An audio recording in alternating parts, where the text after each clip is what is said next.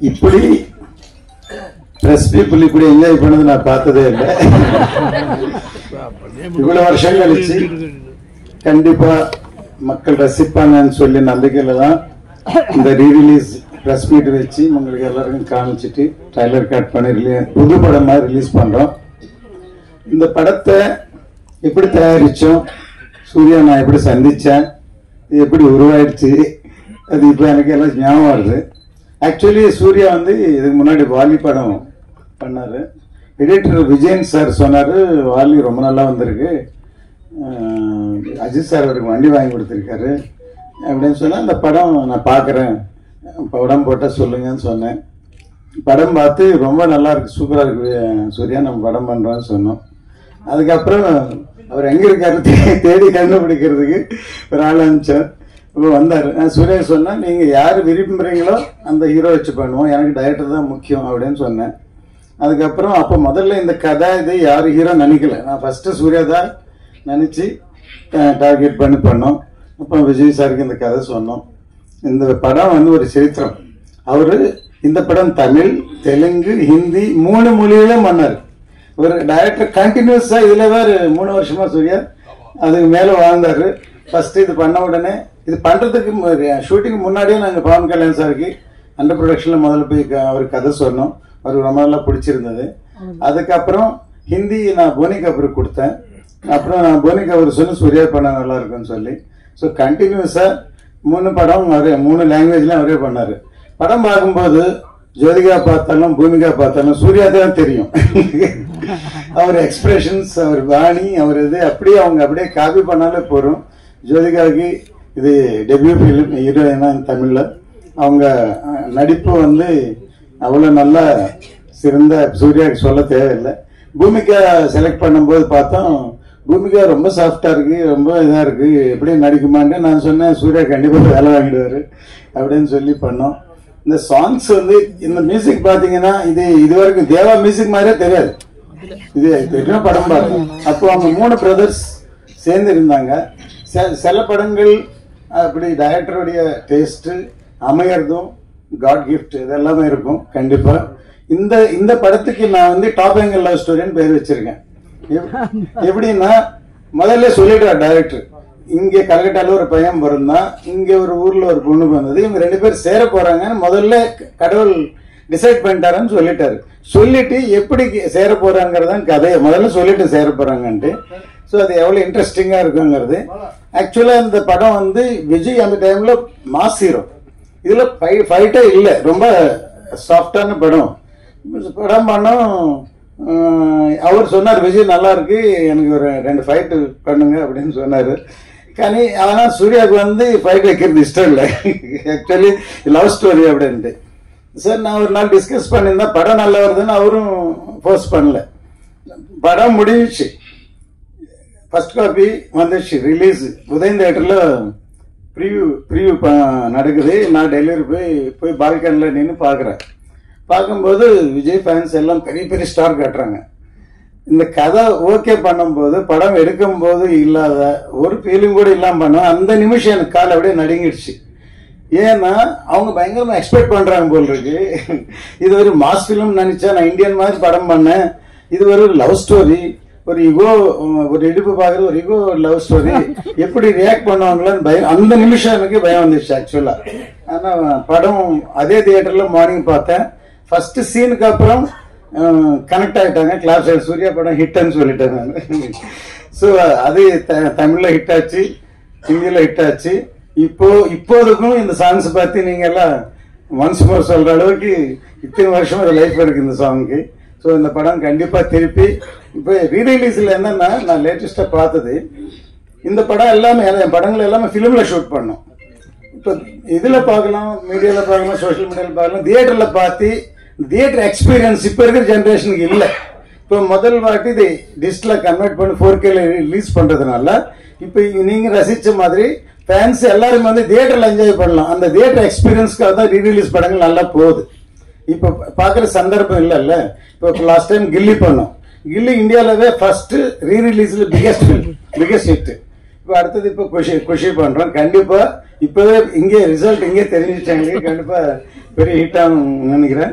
So நான் எப்பவுமே இந்த அளவு பேசுனது இல்லை, மற்றதெல்லாம் சூர்யா தான் பேசுவார். எல்லாருக்கும் வணக்கம். செம எனர்ஜியா இருக்கு இந்த சாங்குக்கு. பிரஸ்துகிட்டே இருந்து இருந்த வரவேற்பு, பிரஸ்துகிட்டே ஒரு வரவேற்பு வந்துருச்சுன்னா தியேட்டர்ல என்னவா இருக்குங்கிறத வந்து நினைச்சு ஒரு டிஸ்ட்ரிபியூட்டரா அவ்வளவு பெரிய சந்தோஷம். ஒவ்வொரு படத்தையும் வந்து என்னன்னா பிரஸ் பார்க்கும் பொழுது ஒரு தராசு வச்சுட்டே பார்ப்பாங்க, அது ஒரு வேலையாவே பார்ப்பாங்க.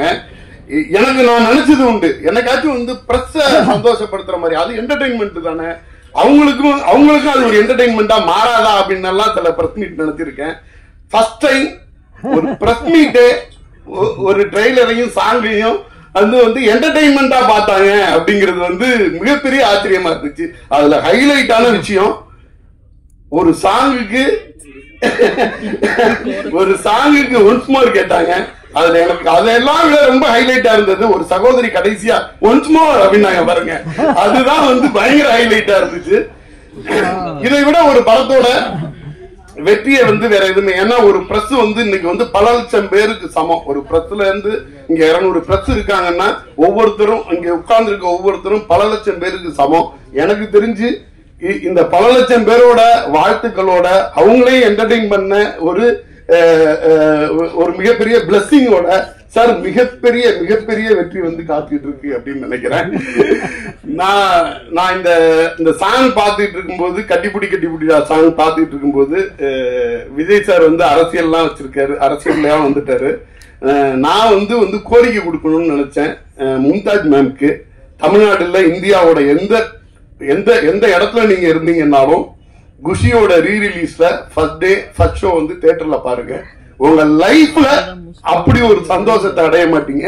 அந்த அளவுக்கு பொதுமக்களால கொண்டாடப்படக்கூடிய ஒரு பாட்டா இருக்க போகுது. ஏன்னா இங்க பிரஸ்ஸே அந்த பாட்டை ஒன்மோர் கேட்டாங்க.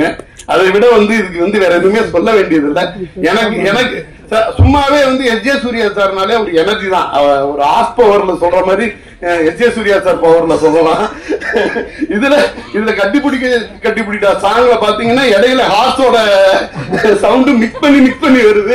எனக்கு நல்லா கனெக்ட் ஆச்சு. எஸ்.ஜே. சூர்யா நான் அதான் கேட்டுட்டு இருந்தேன், சார் இன்னைக்கே இந்த எனர்ஜினா 25 வருஷத்துக்கு முன்னாடி இந்த சாங் பண்ணும்போது நீங்க என்ன எனர்ஜில இருந்திருப்பீங்க அப்படின்ற மாதிரிதான் சார்ட்ட கேட்டுட்டு இருந்தேன். ரொம்ப ரொம்ப ரொம்ப சந்தோஷமான விஷயம். எஸ்.ஜே. சூர்யா சார் சொல்லிட்டு இருப்பாரு ஒரு 2 வருஷத்துக்கு முன்னாடியே, சார் இப்ப இல்ல ஒரு 5-6 இயர்ஸ்க்கு முன்னாடி பேசும்பொழுது ஒரு ஆர்டிஸ்டா ஒரு கலக்குவேன் சார் அப்படின்னே சொல்லுவாங்க. எப்படி இவ்வளவு கான்பிடண்டா சொல்லிட்டு இருக்காங்க அப்படின்ற மாதிரி எல்லாம் சொல்லி பார்த்துட்டு இருந்தேன். இன்னைக்கு வந்து இந்தியா பூரா கொண்டாடப்படக்கூடிய ஒரு நடிகர் எஸ்.ஜே. சூர்யா அப்படின்ற ஒரு பேர் போடும்போது தமிழ்நாட்டில் உள்ள ஒவ்வொரு சின்ன ஊரு குக்கிராமங்கள்ல வரைக்கும் கைத்தட்டு கேட்குது. இந்தியா முழுதும் கொண்டாடப்பட்டுக்கிட்டு இருக்க ஒரு நடிகர். யாரா இருந்தாலும் என்னன்னா அது கம்ஃபர்ட் ஜோன்ல ஜாலியா ஒரு நடிகரா உட்கார்ந்துட்டு இருப்பாங்க. ஆனா அவர் என்ன சொல்லி சொன்னாருன்னா, ஒரு 2 இயர்ஸ்க்கு முன்னாடி அவரை மீட் பண்றதுக்கான வாய்ப்பு இருந்துச்சு. சார் செம்ம பீக்ல நடிச்சுக்கிட்டு இருக்கேன், டைரக்டரா வந்து ஒரு அடிப்பேன் சார் அவரோட ஸ்டைல்ல. அதுக்கான முன்னோட்டம்னு நினைக்கிறேன். எஸ்.ஜே. சூர்யா சார வந்து ஆர்டிஸ்ட்ல இருந்து திருப்பி வந்து ஒரு டைரக்டரா வந்து நம்ம திருப்பி பாக்குறதுக்கான முன்னோட்டம்னு நினைக்கிறேன் இந்த குஷியோட ரீரிலீஸ். ஏஎம் ரத்னம் சார் சொல்லவே வேண்டியதில்லை, நான் மதிக்கும் மிகப்பெரிய தயாரிப்பாளர். ஒரு இசையில இளையராஜா சார் சொல்லணும்னா தயாரிப்பாளர்ல நான் ஏஎம் ரத்னம் சாரை சொல்லுவேன். அவரை விட ஒரு பேஷனா, அவரை விட ஒரு டெடிகேஷனா, அவரை விட ஒரு கான்பிடண்டா ஒரு ப்ராஜெக்டை எடுத்து கொண்டு போய் எப்படி வந்து அத்தனை வருஷத்துக்கு முன்னாடி ஒரு இந்தியன் பண்ணியிருப்பாரு அப்படின்னா இப்ப நினைச்சாலும் இது அவர் ஏதோ வந்து 1-2 ஹிட் கொடுக்கல, கொடுத்தது எல்லாமே ஹிட். இந்தியன் ரன்னு, தூளு, கில்லி, குஷி, அவரோட ஹிட் லிஸ்ட் எடுத்துட்டு போனீங்கன்னா இது இங்க மட்டும் இல்ல, தமிழ், தெலுங்கு. பேசிக்கா வந்து சார் ஒண்ணு சொல்லிட்டே இருப்பாரு, ஒரு ப்ரொடியூசருங்கிறது வந்து வெறும் ப்ராஜெக்ட் அசம்பிளரா இருக்கக்கூடாது, மேக்கரா இருக்கணும் அப்படிம்பாரு. Real maker. எத்தனையோ தமிழ் படங்களை கொண்டு போய் ஆந்திரால இருந்து உள்ள படங்களை வந்து இங்க தமிழ்லையும் எடுத்துட்டு வந்து தமிழ் படங்களை விட தெலுங்குல வந்து அவர் எழுதின சாங் வந்து தமிழ்ல ஹிட் ஆனதை விட அதிகமான ஹிட் வந்து பேசப்பட்டுக்கிட்டு இருக்குது. ஹிந்தி வரைக்கும் போய் பெரிய லெவல்ல கொடி நாட்டிட்டு வந்த ஒரு தயாரிப்பாளர். அந்த தயாரிப்பாளரோட ஒவ்வொரு இப்ப நான் கில்லி ரிலீஸ் பண்ணோம். கில்லி வந்து ஆல் இண்டியா லெவல்ல ஒரு ரெக்கார்ட் செட் பண்ணுச்சு. ரீரிலீஸ்ல வந்து அந்த படத்தை வந்து டச் பண்ண முடியுமா அப்படின்னு அண்ணாந்து பாக்குற அளவுக்கு ஒரு மிகப்பெரிய கலெக்ஷனை கொடுத்துச்சு. நம்ம ரிலீஸ் பண்ண ஒவ்வொரு தியேட்டருமே வந்து திருவிழா மாதிரி கொண்டாடப்பட்டுச்சு. எனக்கு தெரியும் அந்த அந்த அந்த ரிலீஸுக்கு ரத்னம் சார், அந்த நான் கில்லியோட ஃபர்ஸ்ட் ரிலீஸ்ல நான் இருந்திருக்கேன்.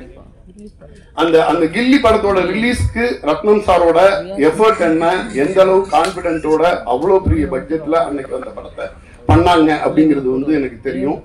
அந்த படத்தோட வெற்றி அன்னைக்கு அவருக்கு கிடைச்சதை விட, சாருக்கு கிடைச்சதை விட, இன்னைக்கு ஒரு வருஷத்துக்கு முன்னாடி அவங்களுக்கு வந்து திருப்பி அது வந்து பண்ணுதுன்னா, என்னைக்கும் நம்ம பண்ண உழைப்பு, நம்மளோட டெடிகேஷன் ஒழுங்கா இருந்துச்சுன்னா நமக்கான சன்மானமோ வெற்றியோ அது வந்து கிடைச்சே தீரும் அப்படிங்கிற மாதிரி.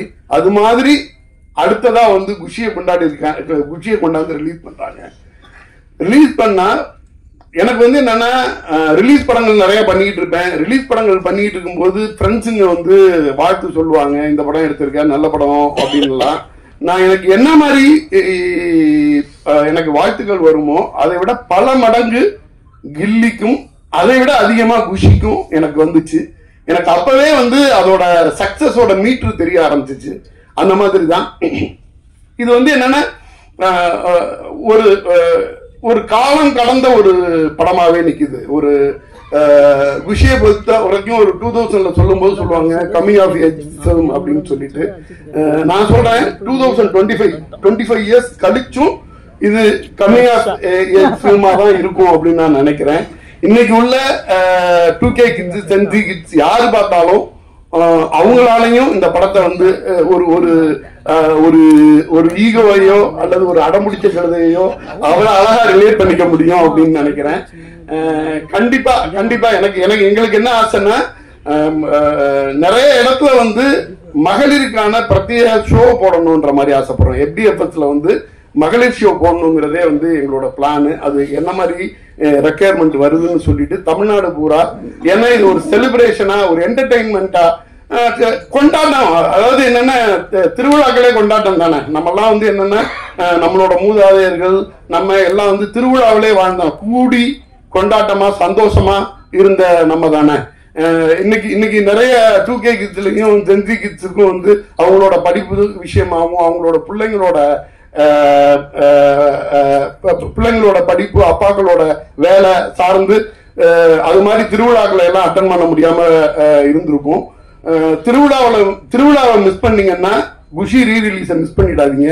அது ஒரு மினி திருவிழா மாதிரி தான் அந்த தியேட்டர்ல. நீங்க ஒரு கான்செப்ட் மாதிரி இருக்கும். அப்படிதான் நாங்க எங்களுக்கு கிடைக்கக்கூடிய எல்லா இடத்துல இருந்து வரக்கூடிய வரவேற்பும் அப்படிதான் இருக்கு. இப்போ இந்த சாங் வந்து சமுதாயத்துல ஏற்படுத்தின இம்பாக்ட் அப்படின்னு பாத்தீங்கன்னா சாங்காவே இப்ப எனக்கு என்னன்னா, பாப்பு ஒரு பொண்ணு ஒண்ணுதான் பார்த்தேங்கிறது வந்து பாப்புங்கிறது வந்து எல்லாருக்கும் தெரிஞ்ச வரி. எனக்கு ஞாபகம் இருக்கு, நான் இப்ப எனக்கு சினிமாவுக்கு சம்பந்தம் இல்லை, என்னோட அண்ணன் பையனை வந்து நான் வந்து குட்டி பையனா பிறந்தப்ப வந்து பாப்புன்னு கூப்பிட்டேன். அவன் கொஞ்சம் பெரிய பையனா போனதுக்கு பிறகு அவனை பாபுன்னு கூப்பிடுவேன். அது வந்து பாப்பு பாட்டோட இம்பாக்ட். இதை நான் சொல்லிட்டு இருந்தேன், அர்ஷத் பக்கத்துல இருந்துட்டு சொல்லிட்டு இருந்தா, என்னோட அத்தை பொண்ணு அவங்க இப்ப வந்து MBBS முடிச்சிருக்காங்க, அமுதர்ஷினின்னு. அவங்க வந்து அரௌண்ட் 2000ல பிறந்திருப்பாங்க போல. அந்த வீட்டுல அவங்களுக்கு நிக்நேம் பாப்பு. இந்த நிமிஷம் வரைக்கும் அவங்க டாக்டர் ஆயிட்டாங்க, வீட்டுல வந்து பாப்பு வந்தாங்க போனாங்க அப்படின்னு தான் சொல்லிட்டு இருக்காங்க. சோ அதாவது என்னன்னா, ஒரு இசையா இருக்கட்டும், ஒரு கிரியேட்டிவா இருக்கட்டும், அது மக்கள் மத்தியில என்ன மாதிரி வந்து அதுக்கான லைஃப் அது தேடிக்குது அப்படின்னு பாத்தீங்கன்னா, அது மக்களோட ரொம்ப இணக்கமா இருக்கும் பொழுது, மக்களை மகிழ்ச்சி படுத்தும் பொழுது, அப்பதான் அது வந்து அவ்வளவு நெருக்கமா இருக்கிறதுக்கான ஒரு வாய்ப்புள்ள ஒரு விஷயமா இருக்கும். குஷி நிறைய நிறைய நிறைய வெற்றிகளை பார்த்துருக்குது. 175 days வந்து பல திரையரங்கங்கள்ல ஓடுனது. 100 days எத்தனை தியேட்டர், அதை எடுத்து போடும் பொழுது தளபதி ஃபேன்ஸ் எல்லாமே வந்து ரொம்ப ரொம்ப பாசிட்டிவான ஆட்கள். நான் ரீ ரிலீஸ்னு போட்டதுக்கு பிறகு அதுக்கு கீழே அழகா டேட்டா எடுத்து போட்டிருந்தாங்க. அது 50 நாள் வந்து எத்தனை தியேட்டர்ல வந்து ஓடிச்சு, 100 நாள் எத்தனை தியேட்டர்ல ஓடிச்சு, 150 நாள் எத்தனை தியேட்டர்ல ஓடிச்சு அப்படின்னு சொல்லிட்டு அவங்களோட எனர்ஜியே நம்மளை வந்து இன்னொரு மடங்கு எக்ஸ்ட்ரா எனர்ஜியா ஒர்க் பண்ண முடியுது. எங்களால என்ன பண்ண முடியுதுன்னா, இதுக்கான ஒரு ரிலீஸ் படத்துக்கு வந்து நிறைய எக்கச்சக்க மெட்டீரியல் கிடைச்சிரும். இதுக்கான மெட்டீரியலை வந்து நாங்க கிரியேட் பண்ண வேண்டியது இருக்கு. ஆனா என்னன்னா, ஒரு சின்ன மெட்டீரியல் நாங்க வந்து இந்த குஷியோட ரீ ரிலீஸ் பத்தி நாங்க ரிலீஸ் பண்றோம்னா அதுக்கு தரக்கூடிய வரவேற்பு இருக்குல்ல, எங்களை மேல மேல ஒர்க் பண்ண வைக்குது. அதை வந்து விஜய் ஃபேன்ஸ் வந்து அவ்வளவு அழகா சோசியல் மீடியால ரிசீவ் பண்றாங்க. அவங்களுக்கு ஒரு மிகப்பெரிய எக்ஸ்பீரியன்ஸ் இருக்கு. ரிலீஸ் பத்தின ஐடியா ப்ராப்பரா இருக்குது. இந்த படத்தை இந்த மாதிரி ரிலீஸ் பண்ணுங்க, எங்களுக்கு இத்தனை தியேட்டர்ல போட்டா போதும், இந்த மாதிரி ரிலீஸ் பண்ணுங்கிற மாதிரி எல்லாம் வந்து பண்றாங்க. எனக்கு வந்து என்னன்னா, அவங்க வந்து வேற வேற துறையில இருப்பாங்க. வேற வேற துறையில இருந்தா கூட ஒரு சினிமா துறை சார்ந்த ஒரு விஷயத்தை எந்த அளவுக்கு நுணுக்கமா வந்து கவனிக்கிறாங்க. அவங்க ஃபேன்ஸாவே காலகாலமா இருந்ததுனால ஒரு படம் அது வெளியீடு எப்படி இருக்கணும், ஒரு ரீ ரிலீஸ் வெளியீடு எப்படி இருக்கணும் அப்படிங்கிறது வரைக்கும் டிஸ்கஸ் பண்ற அளவுக்கு இருக்கிறது வந்து செம்ம எனர்ஜியா இருக்கு. நாங்க வந்து ஒரு குஷி ரீ ரிலீஸ் பண்றத மிகப்பெரிய ப்ரைடா செம சந்தோஷமா எடுத்து நாங்க பண்ணிக்கிட்டு இருக்கோம். நிச்சயமா எனக்கு வந்து என்னன்னா, இன்னைக்கு பிரஸ் மீட்ல பிரஸோட எனர்ஜி லெவல்ல 20% ஆடியன்ஸ் கிட்ட இருந்துச்சுனாலே பல கோடி ரூபாய் வருமானம் சார் ரத்னம் சாருக்கு இன்னைக்கு சொல்லிடுறேன். நன்றி. போகுது நடக்குது இப்போ இந்தியாவில். ஸோ குஷி பாட்டு பண்ணலாம் எனக்கு தோணுச்சு. அது யார் நடிக்கிறாங்களோ, விஜய் சார் பையனை நடிக்கிறாரு, விஜய் சாரே நடிக்கிறாரு, வேற யார் நடிச்சாலும் பார்ட் 2 போட்டாலே அதுக்கு ஒரு பிராண்ட். இப்போ எல்லாமே பார்ட் 2, ஹிந்தியில் எல்லாமே பார்ட் 2, பார்ட் 3, பார்ட் 2 போகுது. என் படங்கள் எல்லாமே மேபி ரன் 2, குஷி 2, கில்லி 2 எல்லாமே பார்ட் 2 எல்லாமே ஹிட் படங்களா நினைச்சோம். ஸோ அதுல மெயின் வந்து லவ் ஸ்டோரி என்டர்டைன்மெண்ட் குஷி பாட்டு பண்ணலான்னு இருக்கு. சூர்யா நினைச்சா மேபி பண்ணலாம். ஓகே, இந்த சந்தர்ப்பத்தில் ஏன்னா இந்த படம் முடிஞ்ச பிறகு சூர்யா என்ன பண்ணாருன்னா வைரமுத்து சாரி படம் போட்டு காமிச்சாரு. அப்போ ப்ரொடியூசர் ஃபோன் பண்ண சொன்னார். அவர் எப்படி ஒரு சின்ன ஈகோ ப்ராப்ளம், ஒரு தின் லைன் இவ்வளவு செலவு பண்ணி எப்படி ப்ரொடியூசர் எடுத்தாரு, முதல்ல அவர் தைரியத்துக்கு தேங்க்ஸ் சொன்ன அப்படின்னு சொல்லி சொன்னாரு. எனக்கு சூர்யா சொன்னார். ஸோ அந்த மாதிரி நம்ம காலகட்டத்தில் இந்த சப்ஜெக்ட் இந்த மாதிரி டைரக்டர் டிசைட் பண்ணா அதை நம்பி போறேன்னு சொல்லி இப்படி பண்ணிருக்கோம். அது இது வரைக்கும் நீங்க ரசிகர் லெவல்ல வரைக்கும் இந்த படம் அமைஞ்சிருக்கு. அதுக்கு சூர்யாவுடைய உழைப்பு அதெல்லாம் அவர் என்ஜாய் பண்ணிருக்காரு. சூர்யாவோட ஒரு மூமெண்ட், ஒரு இன்ச்சு, ஒரு எல்லாமே எனக்கு தெரியும். ஸோ அது எல்லாமே இதுல தெரியுது. பார்ட் 2 பண்ண சூர்யா. வணக்கம்ங்க, எல்லாம் நல்லா இருக்கீங்களா? ரொம்ப நாளைக்கு அப்புறம் திருப்பி உங்களை சந்திக்கிறதுல வந்து ரொம்ப ரொம்ப சந்தோஷம். ஆக்சுவலா ரீசெண்டா ரிலீஸ் இல்லாம இருந்ததுனால இப்ப இதே ஒரு சாக்கா வச்சு உங்களை எல்லாம் சந்திச்சதுல எனக்கு ஃபர்ஸ்ட் சந்தோஷம் அது எனக்கு முதல்ல. அப்புறம் நல்ல ஒரு மாலை. குஷி படத்துக்கு நீங்க பிரஸ்லேயே இவ்வளவு ரெஸ்பான்ஸ் கொடுத்தீங்கன்னா தியேட்டர் என்ன ஆக போகுதுன்னு தெரியல. அதுவும் இன்னைக்கு இளைய தளபதியை திருப்பி பாக்குறதுக்கு எனக்கே ரொம்ப சந்தோஷமா இருக்கு. ரொம்ப ஏன்னா we are missing that space இல்ல. ரொம்ப ரொம்ப கியூட்டா ரொம்ப அழகான ஒரு பர்ஃபார்மன்ஸ். ஜோதிகா மேடம் அவங்களுமே சூப்பர் ஆக்ட் பண்ணியிருக்காங்க. எல்லாத்தையும் திருப்பி நினைச்சு பார்க்கும்போது ஆக்சுவலா என்னன்னாங்க, ஒரு இந்த படத்தினுடைய கதையை நான் சொல்லும் பொழுது நான் ஒரு 2.5 மணி நேரம் சொல்லுவேன். நான் ரத்ன சார் நான் தான் போனோம் விஜய் சாரை பார்க்கறதுக்கு. அப்போ நம்ம படம் சொல்லும் பொழுதே நம்ம மைண்ட்ல படத்தை பார்த்துறோம். அதுக்கப்புறம் பார்த்தீங்கன்னா சீனை ஒன்றுன்னா ஷூட் பண்ணும்பொழுது நம்ம ஷூட் பண்ணி ஒரு சீனை வந்து நாங்கள் வந்து 1 lakh டைம் பார்ப்போம். ஏன்னா எடிட்டிங்கில், அது டிஸ்கஷனில், மியூசிக் டைரக்டருக்கு கதை சொல்லும் பொழுது, அசிஸ்டன்ட் டைரக்டருக்கு கதை சொல்லும் பொழுது, டைரக்டர் அந்த சினிமோட்டோகிராஃபருக்கு கதை சொல்லும் பொழுது, ஃபைட் மாஸ்டருக்கு கதை சொல்லும் பொழுது, எடுத்த சீனை எடிட் பண்ணும்பொழுது, விஜயன் சாரோட உட்காந்து ரஷ் பார்க்கும்போது ஒவ்வொரு டைம் பார்த்தீங்கன்னா கிட்டத்தட்ட ஒவ்வொரு சீனையும் நாங்கள் வந்து மிக்சிங் எல்லாத்துலேயும் பார்த்தா ஃபைனல் ட்ரிமிங் மிக்சிங் இது வரைக்கும் பார்த்தீங்கன்னா கிட்டத்தட்ட 1 lakh டைம் வந்து ஒரு சீனை நாங்கள் கோத்ரூ பண்ணுறோம் அந்த மைண்டில். ஸோ அப்போ பார்த்து இருக்கும்பொழுது படம் ரிலீஸ் ஆகுறதுக்குள்ளே வந்து பார்த்தீங்கன்னா அந்த டைரக்டருக்கு இந்த படம் வந்து என்னது நல்லா இருக்கா நல்லா இல்லையா அதுவே மறந்துடும். அந்த அளவுக்கு நாங்கள் நம்ம ஆயிடுவோம். ஏன்னா ஒரு 100 தடவை பார்த்த ஒரு சீனால நம்ம ஆயிடும். அதனால அதுக்கப்புறம் தியேட்டர்ல ஆடியன்ஸோடு போய் ஆடியன்ஸ் ரசிக்கிறதும் கைத்தட்டுறதையும் பார்த்து ஓ பரவாயில்ல நம்ம நினைச்சது கரெக்டா இருக்குது அப்படின்னு தான் பார்க்க முடிஞ்ச வெளியேற ஒரு ஆடியன்ஸா நான் ஒரு மேக்கர் வந்து அந்த படத்தை என்ஜாய் பண்ணவே முடியாது ஒரு ஆடியன்ஸ். ஏன்னா ஆடியன்ஸ் வந்து ஃப்ரெஷ் மைண்ட்ல வருவாங்க, அவங்களுக்கு எதுவுமே தெரியாது. ஒரு ஆடியன்ஸா ஃபர்ஸ்ட் என்ஜாய் பண்ணுவாங்க. ஃபர்ஸ்ட் டைம் நான் ஆடியன்ஸா இந்த சாங்கை பார்த்தேங்க, இந்த படத்தை ரியலா நான் என்ஜாய் பண்ணேன். உண்மை சே அப்போ ஆடியன்ஸ் எவ்வளோ என்ஜாய் பண்ணியிருப்பாங்கல்ல அப்படின்றது எனக்கு இன்னைக்கு ஃபீல் ஆச்சு உண்மையாகவே. ஏன்னா 20 இயர்ஸ் ஆச்சு இல்லையா. ஸோ அவ்வளோ கேப் விட்டு இந்த படத்தை பார்க்கும்பொழுது அவ்வளோ ஒரு பரவசம் ஒன்று உண்டாகுது மனசுக்கு.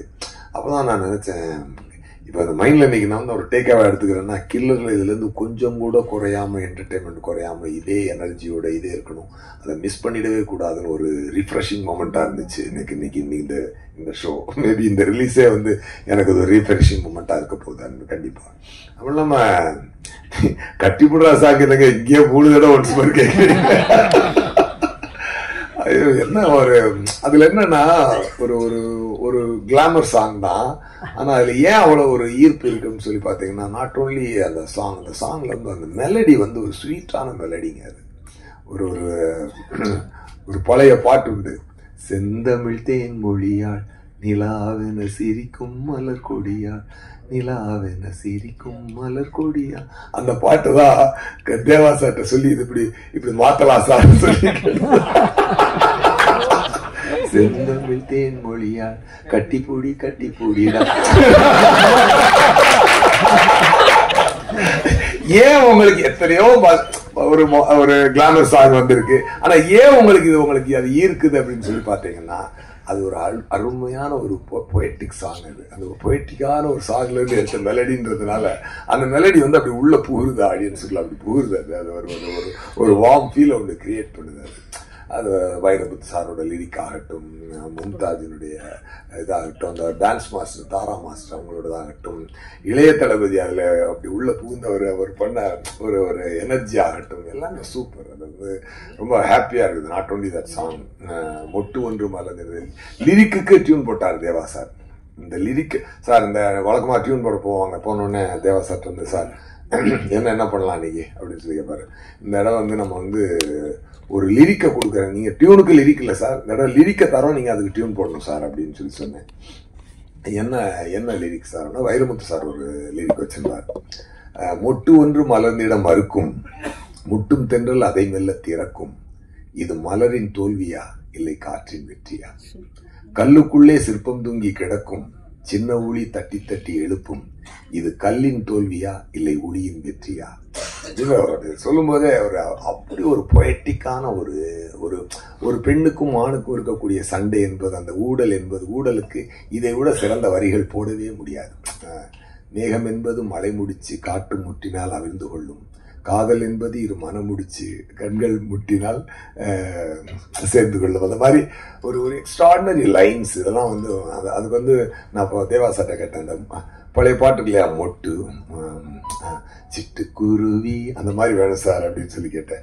தேவா சார் ரொம்ப அழகா அந்த டியூனை போட்டு கொடுத்தாரு. அமைந்தது சார், இந்த படத்திற்கு அனைத்தும் அமைந்தது. இந்த படத்துக்கு விஜய் சார்ட்ட போய் கதை சொல்லும் பொழுது அமைதியா கேட்டதும், அவர் கேட்டு முடிச்சோடனே அவர் பெரிய ரியாக்டே பண்ணல. ஒருவேளை அவருக்கு பிடிக்கல அப்படின்னு நினைச்சிட்டு ரத்ன சாரை பார்த்தேன், என்ன சார் ஒரு மாதிரி அமைதியா இருக்காரு, விஜய் சார் உங்களுக்கு பிடிக்கலன்னா நான் வேணா வேற கதை சொல்றேன் அப்படின்னு. ஏன் நல்லா இருக்கே இதே பண்ணுவோம் அப்படின்னாரு. ஓ இதுக்கு ஏங்க நல்லா இருக்குன்றதுக்கு இதான் ரியாக்ஷன், நமக்கெல்லாம் கொஞ்சம் வாய்ப்பு கொடுக்கணும் சார் அப்படின்னு சொல்லி அப்படி ஒரு பிரமாதம். ஆமா, அப்படி ஒரு பிரமாதமான ஒரு அனுபவம். ரத்னம் சாருமே வந்து பாத்தீங்கன்னா ஒரு மிகப்பெரிய ப்ரொடியூசர். அப்புறம் ஒரு டாபிக் வர்றதுக்கு முன்னாடி நான் 2 பேரை பத்தி சொல்லி ஆகணும். ஒன்று மறைந்த அமரர் ஒளிப்பதிவாளர் ஜீவா சார் வந்து இன்னைக்கு இந்த படத்துக்கு இப்படி ஒரு அருமையான விஷுவல்ஸ் கொடுத்துருக்காருன்னு சொல்லி சொன்னார். டெஃபினட்டா அவர் இந்த ஒரு கணத்தில் நான் நினைத்து பார்க்கிறேன்.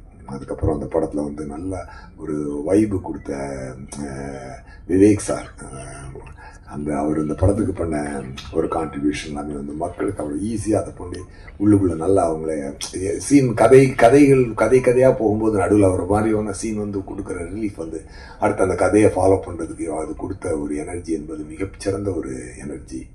எல்லாமே அந்த மாதிரி. அதே மாதிரி ரத்னம் சார் வந்து ஒரு மிகப்பெரிய ப்ரொடியூசர். இன்னைக்கு வந்து அவர் பார்த்தீங்கன்னா அவர் காசு வந்து அவர் இந்த படத்துக்கு நீங்க ஆடியன்ஸா நீங்க எவ்வளவு காசு அவருக்கு கொடுத்தாலும் அது வந்து தகும், அதுக்கு அது வந்து பத்தாது. ஏன்னா அவ்வளவு செலவழிச்சிருக்காரு இந்த இண்டஸ்ட்ரிக்கு. அவர் தன்னுடைய பெரும்பான்மையான வாழ்க்கை இந்த இண்டஸ்ட்ரிக்கு அவர் செலவழிச்சிருக்காரு. எத்தனை இயக்குநர்களுக்கு வாழ்க்கை, எத்தனை மியூசிக் டைரக்டருக்கு வாழ்க்கை கொடுத்திருக்காரு, என்னுடைய வாழ்க்கையை அடுத்த கட்டத்துக்கு எடுத்துட்டு போறதுக்கு குஷி ரொம்ப முக்கியமான ஒரு காரணமாக இருந்தது. இன்னைக்கு வந்து நான் தெலுங்குல நடிக்கிறேன் அதெல்லாம் சொல்லி வந்தாலும் இன்னைக்கு நான் போகும்போது நான் தெலுங்குல எனக்கு ஒரு ரெப்புடேஷன் இருக்கிறதுக்கு ஒரு முக்கியமான காரணமாக இருந்தது அந்த குஷி தெலுங்குல எடுத்தது. கண்டிப்பா அதுக்கு வந்து நான் ரத்னம் சாருக்கு என்னைக்குமே நான் நன்றி சொல்லுவேன். டெஃபினட்டா ஒரு சிறந்த ஒரு கேட்டை ஓபன் பண்ணி கொடுத்து என்னுடைய கலை தீனிக்கு வந்து ஒரு அடுத்த கட்டத்துக்கு கொண்டு செல்லக்கூடிய ஒரு படமாக இந்த குஷி அமைந்தது. அதுக்கப்புறம் வந்து நான் என்னைக்குமே வந்து டைரக்டர் ஆகணும்னு இண்டஸ்ட்ரிக்கு வரவே இல்லை. நான் வந்து நடிகனானும் வந்ததுனால தான் உங்களுக்கே தெரியும். பட் அதனால தான் அதுக்கப்புறம் நான் டைரக்ஷன் நிப்பாட்டிட்டு ஆக்டிங்ல நியூவான் வேற எப்படி போயிட்டது. பட் இப்போ நான் திரும்பி பார்க்கும் பொழுது இதுல இவ்வளவு அதான் சொல்ல ஆடியன்ஸா நான் இன்னைக்கு ஆடியன்ஸா இந்த சின்ன ட்ரெய்லரையும் இந்த 2 சாங்கையுமே ரசிச்சேன். அப்போ கண்டிப்பா படம் எவ்வளவு ஒரு எனர்ஜியோட வந்திருக்குன்னு பார்க்கணும். இது ஒன்னே என்னன்னா சார் பிளெஸிங் தான் சார்.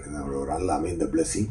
அன்னைக்கு பத்திரிகையாளர்கள் இங்க கொடுத்த அன்பும் இன்னைக்கு அந்த பிரஸ்ல அன்னைக்கு நான் சந்தித்தவங்க எல்லாம் இன்னைக்கு அப்படியே பாக்குற எல்லாரையும் ரொம்ப ரொம்ப சந்தோஷம். இன்னைக்கு புதுசான ஆளுங்களும் வந்திருக்காங்க.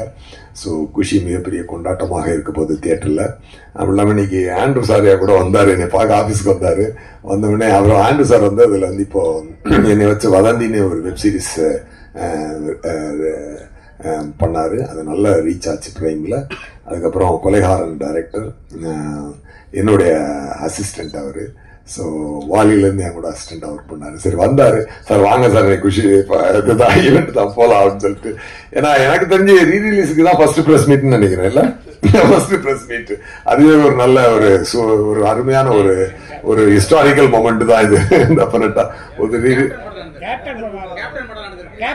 அதுக்கு வச்சிருக்கேன். ஓ சூப்பர் சூப்பர் சூப்பர் சூப்பர். அதுவும் சூப்பர் படம் தான்.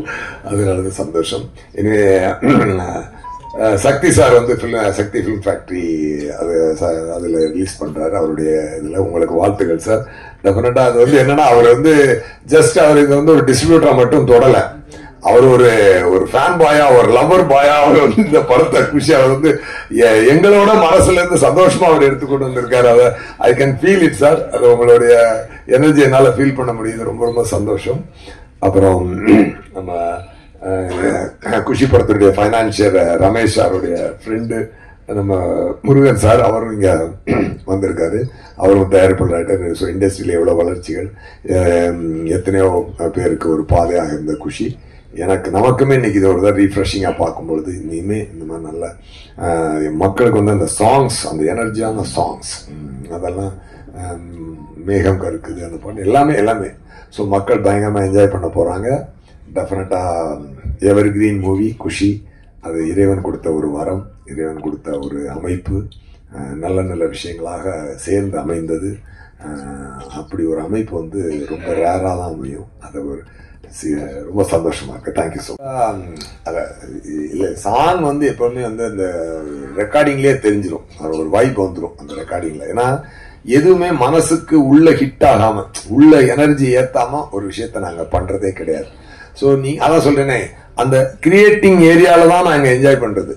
அது மொத்தமா ப்ராடக்டா வந்து நிற்கும் பொழுது ஒரு நாள் என்ஜாய் பண்ணுவோம், ஒரு நாள்ல நம்ம முகத்தே கண்ணாடியில பார்க்கும்போது சூர்யா நீ ரொம்ப அழகா இருக்கடா அப்படின்னு தோணும். ஒரு நாள் என்ன இவ்வளவு கேவலமா இருக்கும் அப்படின்னு தோணும். அந்த மாதிரி அது வந்து உணர்வுகள் மாறிக்கிட்டே இருக்கும். அதனால உண்மையா சொல்லணும் அப்படின்னு சொன்னா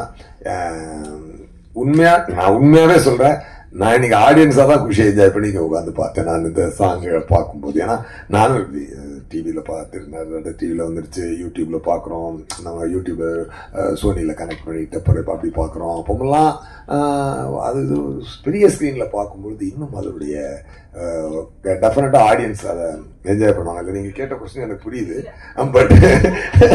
பட் என்னன்னா ஆமா இல்ல அதாவது என்னன்னா நாங்க எது பண்ணாலும் ஹிட் ஆகும் அப்படின்ற நம்பிக்கை எப்பொழுதுமே உண்டு. அது என்னன்னா நமக்கு உள்ள ஹிட் ஆயிடுச்சுனாலே அது ஹிட் ஆயிடும், அவ்வளவுதாங்க. அவ்வளவுதான். அதனால அது ஒன்றுதான். பட் உண்மையா அன்னைக்கு என்ஜாய் பண்ணதை விட நான் இன்னைக்கு தான் ரொம்ப என்ஜாய் பண்ணேன். அதான் உண்மை. உங்க கொஸ்டினுக்கு அதான் ஆன்சர். டைரக்ஷன் கேட்கவா வேணும். ஆக்சுவலா வந்துட்டு ஆல்மோஸ்ட் எல்லா கேரக்டருமே அவர் தான். அண்ட் அவர் வந்துட்டு ஆக்சுவலா ஸ்டோரி சொல்றதை கேட்கும் போதே வந்துட்டு நமக்கு ஃபுல்லா படம் வந்துட்டு கண்ணில் பார்த்த மாதிரி அந்த ஒரு தன்மை வந்துடும். ஒரு 100-150 வாட்டியாவது கதை சொல்லியிருப்பாங்க. அதுவும் சில நேரத்துல வந்துட்டு அசிஸ்டன்ட் டைரக்டர்ஸ் வந்து ரிப்பீட்டடா வச்சு கதை சொல்லிட்டே இருக்கும்போது ஒரு பாயிண்ட்ல வந்துட்டு நம்ம திருப்பி கேட்டுட்டோமே இத்தனை வாட்டி அப்படின்ட்டு நம்ம கூட டயர்ட் ஆகும். ஆனா அவர் டயர்ட் ஆக மாட்டார். திருப்பி அதே எனர்ஜியில உட்கார்ந்து 4 ட்ராக் ஓபன் பண்ணோம், எஃபெக்ட்ஸ் மியூசிக் அப்படின்னு சொல்லி அந்த கிளங் கிளங் அதெல்லாம் போட்டு அப்படியே திருப்பி ஃபுல் ஸ்டோரி சொல்ல ஆரம்பிச்சிருவாரு அந்த மாதிரி. அண்ட் ஷூட்டிங் ஸ்பாட்ல வந்துட்டு லிட்டரலா வந்து நாங்கெல்லாம் அப்படியே பயந்து ஒவ்வொருத்தரும் ஒவ்வொரு பில்லருக்கு பின்னாடி அப்படி ஒளிஞ்சுக்கிட்டு அப்படிதான் இருப்போம். வேற ஒரு லெவல்ல டெரர் அப்படி இருந்தது. இப்போ நான் அப்படியே கெட்டி பிடிச்சு ரொம்ப பாசமா அப்படி நெருக்கமா உட்கார்ந்துட்டு இருக்கேன். But back then it used to be மெமரிஸா இருந்திருக்கு. எக்ஸாக்ட்லி. விஜயசூர்யா சார் 25 வருஷம் ஆனாலும் குஷி படத்துல நிறைய பேர் பேசப்படுறது, நிறைய வந்து ரசிச்சு பாக்குறது வந்து அந்த இடுப்பு சீன். அது ஐடியா எங்க வந்தது, யார் கொடுத்தா, அது இன்ஸ்பிரேஷன் என்ன, அது கொஞ்சம் தெளிவா சொல்லுங்க. ஏதோ தோணுதாங்க, அந்த டைம்ல தோணுது. அதாவது என்னன்னா, இது வரைக்கும் எத்தனையோ காதல் கதைகள் வந்தாலும் எல்லா படமும் பாத்தீங்கன்னா ஒரு எல்லா லவ் சப்ஜெக்ட் பாத்தீங்கன்னா ஒரு ஏழை பணக்காரன் அது பிரச்சனையா இருக்கும், பணம் பிரச்சனையா இருக்கும் அவங்களுக்கு. இல்லாட்டி குடும்ப பகை இருக்கும், 2 எதிரி குடும்பங்கள் இருக்கும், அதுல உள்ள பிள்ளைங்க 2 லவ் பண்ணிடுங்க. அதுக்கப்புறம் பாத்தீங்கன்னா ரிலீஜியஸ் ப்ராப்ளம் இருக்கும், ஹிந்து முஸ்லீம், ஹிந்து கிறிஸ்டியன் இப்படின்ற பிரச்சனைகள்லாம் இருக்கும். ஸோ இப்படியெல்லாம் காதல் கதைக்கு என்னென்ன பிரச்சனைகள் இருக்குதோ அது எதுவுமே இந்த கதையில பிரச்சனையா இருக்கக்கூடாதுன்னு நான் முடிவு பண்ணேன். ஏன்னா அது it is going to be one another film அப்படின்னு ஆயிடக்கூடாதுன்றதுனால ஸ்பெஷலா இருக்கணும்னு கூட. அப்ப என்ன பிரச்சனை, 2 பேருக்கும் பிரச்சனை. அவங்க தான் வெளியே வில்லனை வெளியே வைக்க வேண்டாம், உள்ளே வச்சிருக்கேன்னு சொல்லிட்டு அவங்களுக்குள்ளேயே அதை கிரியேட் பண்ணலாம் அப்படின்னு சொல்லிட்டு ஒரு தோணுது. அப்போ அந்த சண்டை எங்க ஆரம்பிக்குது அப்படின்னு பார்க்கும்போது ஒரு இப்ப ஒண்ணு இல்ல, என் இடுப்ப பாத்தியான்னு கேட்டா ஆமா இப்ப நான் பார்த்தேன், இப்ப என்ன என் கேர்ள் ஃபிரெண்டோட இடுப்ப நான் பார்க்க கூடாது, அதெல்லாம் முடிஞ்சுது, கதை அங்க முடிஞ்சுது. அதுக்கப்புறம் செகண்டாவே இருக்காது.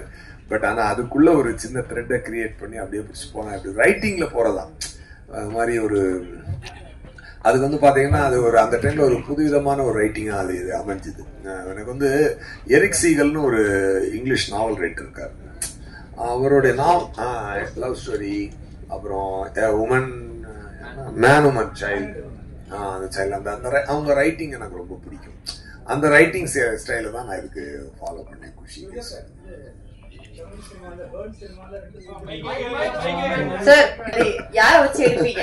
பாப்போங்க, அதுக்கு குஷி அமையது எல்லாமே இறைவன் அமைச்சு கொடுக்கறதா, அப்படியேதான் அமைஞ்சா பாத்துக்கலாம். I am always interested in my acting career.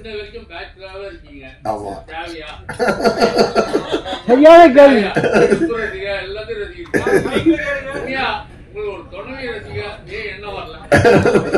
இல்ல நான் கொஞ்சம் ஃப்ரீ பேர்ட், நான் அப்படி ஃப்ரீயாவே இருந்தேன், விட்டுருக்கேன். விஜயகாந்த் சாருக்கு ஒரு பேர் இருக்கு, மத்திய உணவு அளித்தவர். அது போல உங்களோட கடையில கண்டிப்பா பண்ணுவோம், கண்டிப்பா பண்ணுவோம்.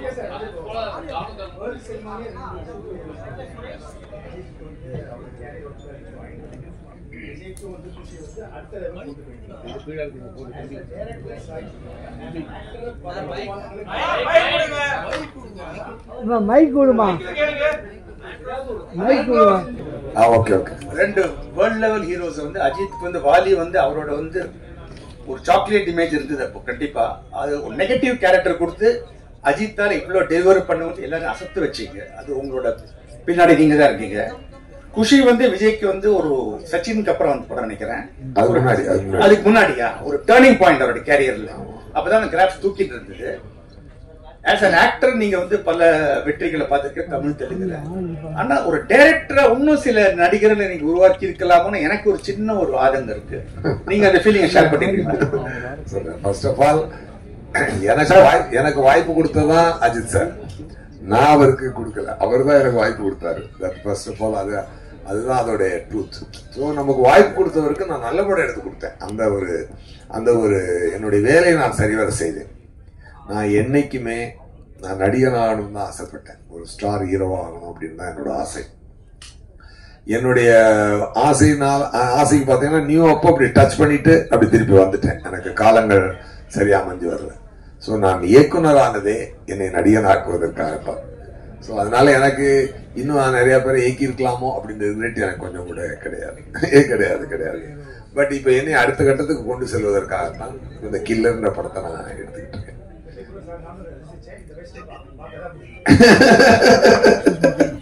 சூப்பர். அதனால அதுதான் அது. ஸோ எனக்கு அதுல ரிக்ரெட் எதுவும் இல்லை. ஸோ நான் கரெக்டா என்னுடைய லைஃபை நான் பிளான் பண்ணி எப்படி போறேனோ அது கரெக்டா போகுது. Thank you so much. Suriya sir இங்க இந்த படத்தோட ஆடியோ லான்ச் அப்போ ஆல்பர்ட் நடந்தது. கரெக்ட். அஜித் சார் கலந்துட்டு வாழ்த்தினார். ஆமா. அதே மாதிரி மறுபடியும் அஜித் சார் கலந்துட்டு வாழ்த்த வாய்ப்பு இருக்கா? இனிமேல் எங்க அஜித் சார் தான் பிடிக்கவே முடியாது. அவர் ஒரு தனி உலகத்துல வாழ்றாரு இல்லையா? அண்ணா எனக்கு இந்த குஷியில எனக்கு மெயின் குஷி நீங்க கல்யாணம் பண்ணிக்கணும்ன்ற ஆசை. அத பண்ணிக்கணும். ஏன்னா இடுப்பு அழக எல்லா அழகும் ரசிக்க தெரிஞ்சாங்க, ஒரு மனைவியின் அழக ரசிக்க தெரியாதா?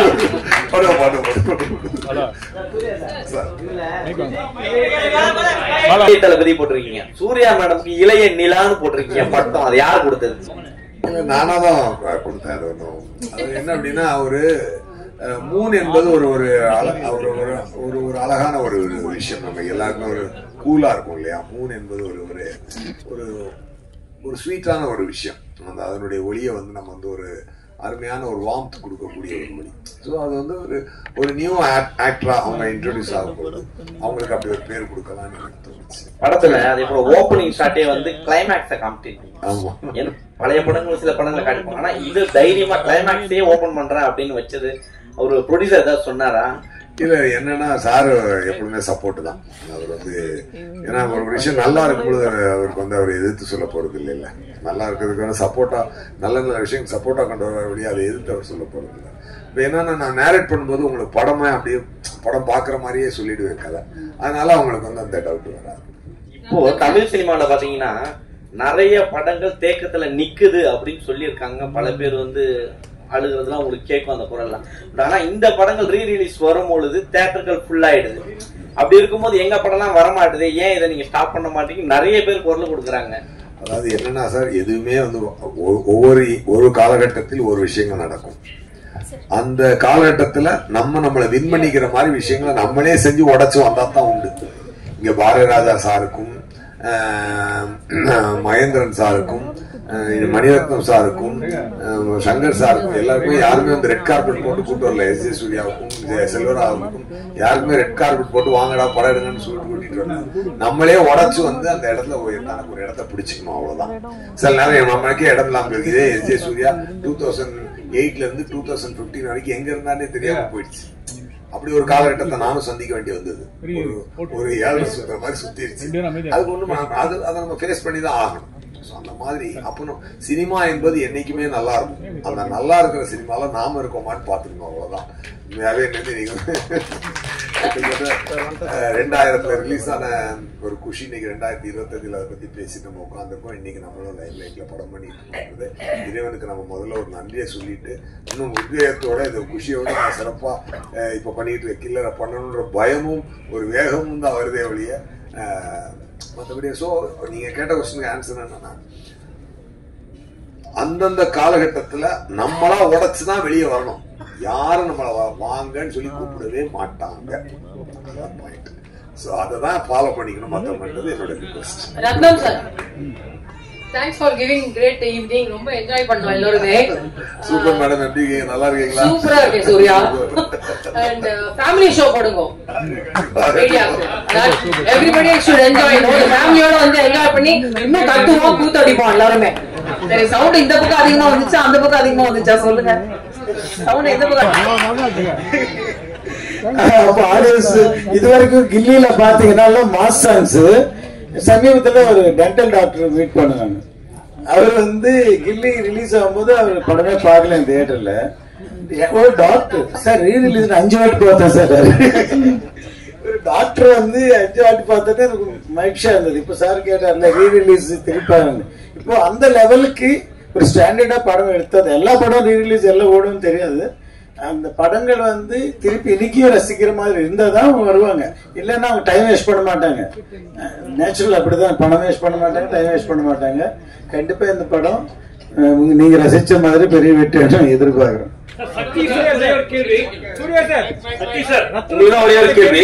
சொல்லவே இல்லை.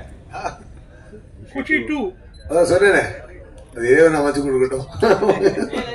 சார் சக்தி சார், நீங்க வந்து பல புது படங்களையும் ரிலீஸ் பண்ணினே இருக்கீங்க. இப்ப சமீப காலமா பாத்தீங்கன்னா ரீ ரிலீஸும் பண்ணிட்டு இருக்கீங்க. ஒரு பிசினஸ் வைஸ்ல நீங்க பார்க்கும்போது உங்களுக்கு வந்து ப்ராஃபிட் கொடுக்கறது வந்து புதுசா ரிலீஸ் ஆகக்கூடிய படங்களா இல்ல இந்த மாதிரி ரீ ரிலீஸ் படமா? ஏன்னா தொடர்ந்து நீங்க வந்து ரீ ரிலீஸ் இப்ப பண்ணிட்டு இருக்கீங்க சார். வெற்றி படங்கள் எல்லாமே வந்து ப்ராஃபிட்டான படங்கள் தான் சார். நான் வந்து கம்பேரிட்டிவா நான் கேக்குறேன் சார். எதுக்கு கேக்குறேன்னா பிசினஸ் எப்படி இருக்கிறது. ஏன்னா ஸ்டாண்டர்ட் ஆஃப் த பழைய படங்கள் இருக்கிற தரம் இப்ப இருக்கிற படங்களுக்கு இருக்குதா ஆடியன்ஸ் மத்தியில அப்படின்றத என்னோட கேள்வி. ஏன்னா அதை வச்சுதான் ரெவென்யூ சார். ரொம்ப நுட்பமான கேள்விதான் கேட்பீங்க நீங்க எப்போதுமே. ஆக்சுவலா என்னன்னா பழைய படங்கள்ல வெற்றி அடைஞ்ச நல்ல படங்கள் மட்டும்தான் ரீ ரிலீஸ் பண்ணப்படுது. இப்ப புது படங்கள்ல வந்து நல்ல படங்களும் இருக்கு, சாதாரண படங்களும் இருக்கு. இப்ப ஒருவேளை இன்னைக்கு உள்ள நல்ல படங்கள் இன்னொரு 20 வருஷம் கழிச்சு ரீ ரிலீஸ் ஆகலாம். அதனால வந்து ரீ ரிலீஸ் வந்து வெற்றி அடைஞ்ச படங்களை தான் பண்றோம். அதனால அதோட வெற்றி வந்து ஏற்கனவே ஓரளவு தீர்மானிக்கப்பட்டிருக்குன்னு நினைக்கிறேன். நன்றி சார். குஷி 2 பத்தி பேசினாங்க. குஷி 2 வந்து விஜய் சார் நிப்பாட்டிட்டாரு. ஆனா பையன் வந்து விஜய் சார் மாதிரி அவ்வளவு அழகா இருக்காரு. அவரை வச்சு எடுப்பீங்களா? அதுவும் ஜோதிகா மேடத்துக்கும் பெரிய பொண்ணு இருக்காங்க. அவங்கள வச்சு 2 பேர் வச்சு ரத்தன சார் வச்சு நீங்களே டைரக்ட் பண்ண ஒரு வாய்ஸ் கிடைச்சா பண்ணுவீங்களா? நீங்களே ஒரு காஸ்டியை ஃபுல்லா பிக்ஸ் பண்ணி பண்ணுவீங்களா? Wonders cannot be made, wonders should happen. If wonder has to happen, it will happen. நீங்களே நடிக்க வாய்ப்பு சூர்யா சார் நியூ படம் ரிலீஸ் பண்ண வாய்ப்பு உண்டா? ஏன்னா நீங்க தான் ஹீரோ ப்ரொடியூசர். அதெல்லாம் வந்து நடிப்பு அரக்கன். ஆனா இப்ப வந்து தமிழ்நாடு நடிப்பு அரக்கன் இல்ல, யாரும் புதுசா ஒரு நடிப்பு அரக்கன் சொல்லிட்டு உங்களே மிமிக்ரி பண்றாங்க. நியூ ரிலீஸ் பண்றேன். ஆமா, ரெடி ஆகிட்டு இருக்கு. பிரிண்ட் ரெடி ஆகிட்டு இருக்கு. பிரசாத் தான் அதோடைய டிஜிடைசிங் நடந்துகிட்டு இருக்கு. டிஐ போய்கிட்டு இருக்கு. ஆமா, ப்ராசஸிங் இருக்கு. அதனால மோஸ்ட் ப்ராபபிலி பிப்ரவரி சம்மர் அதை இதுக்கு பண்ணலாம். லவர்ஸ் டேக்கு பண்ணிக்கலாம்.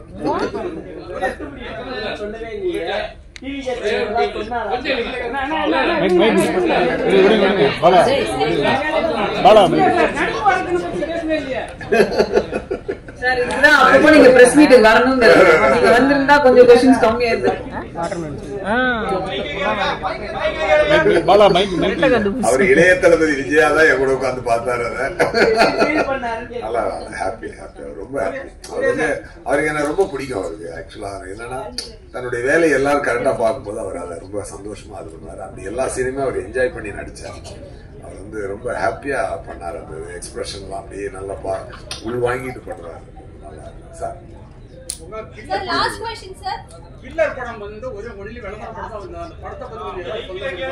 ஷூட்டிங் தானே போயிட்டு இருக்கு. இப்ப மொத்தம் எப்படி 85 நாள் ஷூட்டிங் வரும். இப்ப நான் 17 நாள் ஒரு ஷெட்யூல் முடிச்சிருக்கேன். ஏன்னா அதை முடிச்சுட்டு இப்ப ஏன் டேட்டே எனக்கு பிடிச்சி எடுக்கிறதுக்கு பெரும்பாடா இருக்குது. நல்ல ரொமான்டிக்கல் action comedy. So thank you.